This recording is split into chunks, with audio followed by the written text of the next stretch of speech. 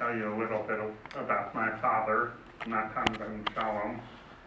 He was born in 1925 in Kovno, Lithuania.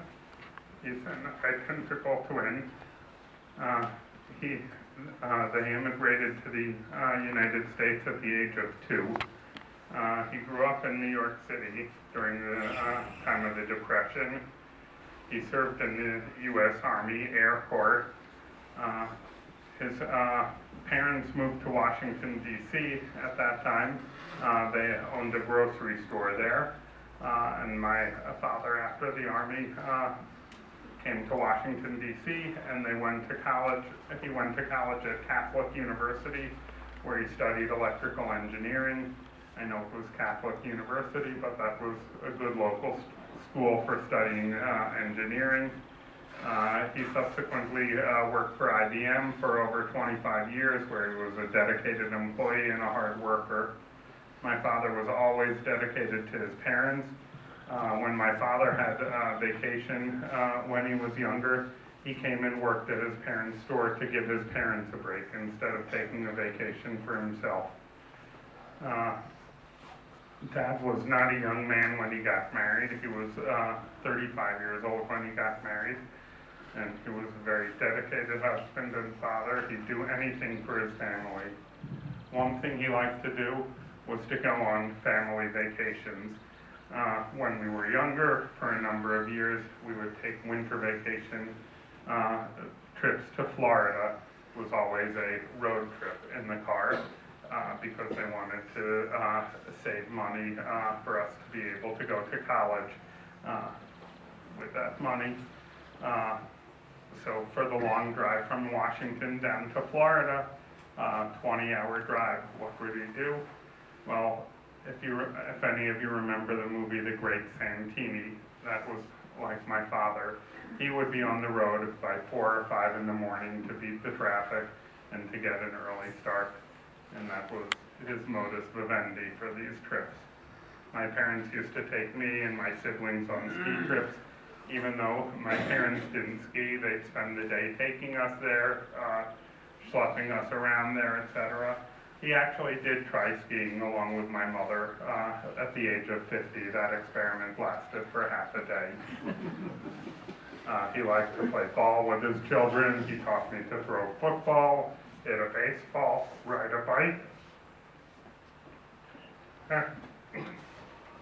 I remember one time after I graduated from college, I was coming back from a 2-month trip to Europe, and my father had planned a vacation for the family in California, and he was trying to arrange for a flight for me to continue from New York, where I was coming back from Europe, to fly to San Francisco, and then from San Diego back to Washington. And because none of those cities were the same, he was having a very hard time with the airline arranging it, and he spent countless hours on the phone trying to work it out until he finally came up with a solution, because the return flight flew from San Diego through Washington to California, and we just got off there and didn't continue on the flight. He loved his 5 grandchildren. I still remember when we brought our 1-month-old baby boy Mayor down to Maryland to his sukkah, and he was holding Mayor in the sukkah, and Dad had the perfect shoulder to calm infants. Dad and Mom would watch the grandchildren regularly so Susie and I could have a vacation. Dad and Mom were responsible for packing and moving our apartment when we had a 1-week-old baby Mayor. In addition to being an all-around helper throughout the move, my father's expertise was lining up the shelves with contact paper, and he was so meticulous to make sure that the paper was cut to exactly the right size and there were no folds or wrinkles.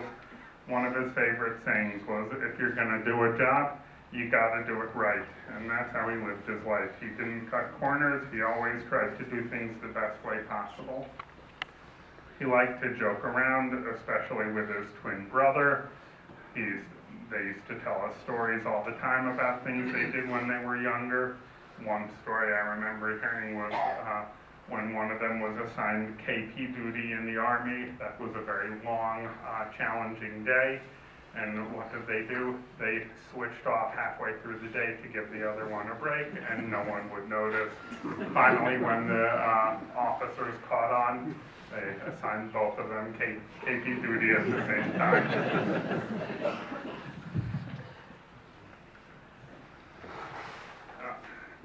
My father was always active in the Jewish community. He was an officer on the shul when I was growing up. I grew up in a traditional family, or my father grew up in a traditional family, and he raised his children in a traditional conservative shul. He always had a kosher home, and although he didn't send his children to yeshiva day school, he did make sure to send us to the best after-school program in the community, and all the way through till the end of high school. He taught me and my brother how to put on tefillin and how to daven, and in later years, after all his children became Shomrei Shabbat, he and my mother both followed suit and became Shomrei Shabbat. My father worked very hard to build a small Orthodox community in Bethesda, Maryland, and he put in countless hours with that shul. In my neighborhood, the parents were always known as the walkers. They would walk around the neighborhood, both in Maryland and in Beit Shemesh, for exercise, always holding hands. He was friendly with all his neighbors and would always greet them during walks.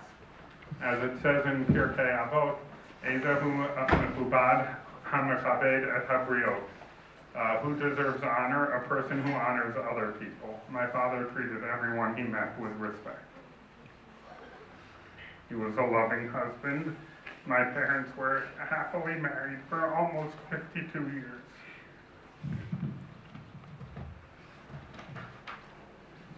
In his final years, my father suffered from a horrible disease, Alzheimer's. Dad, I've really missed you for the last 10 years. I miss your advice. I miss the opportunity to properly share with you all the smachot and achievements of my children. But even this disease has some positives. For almost his entire married life, he took care of my mother, providing for the family financially, dealing with family finances, doing almost all the driving on family trips, etc. The Alzheimer's gave everyone a chance to give back to my father. His children had the opportunity to fulfill the mitzvah of kibbud av v'em and take care of him. His grandchildren had the opportunity to perform the mitzvah of taking care of him. And in particular, my mother had the opportunity to repay my father for all those years and stepped up to the plate to take over all his responsibilities. I would like to thank you, Mom, for taking better care of Dad than anyone who's ever cared for a spouse. You've been a great role model for me and for Marshall and Ilana and for my children. Dad, I'm asking you for mefila for anything that I did that was not proper, and I'd like to ask you to watch over all our children so that they will be healthy and commit their lives to Torah and mitzvot. And in particular, please watch over Meir, who's serving in Sahel, and our other sons who, God willing, will be serving our country in the coming years.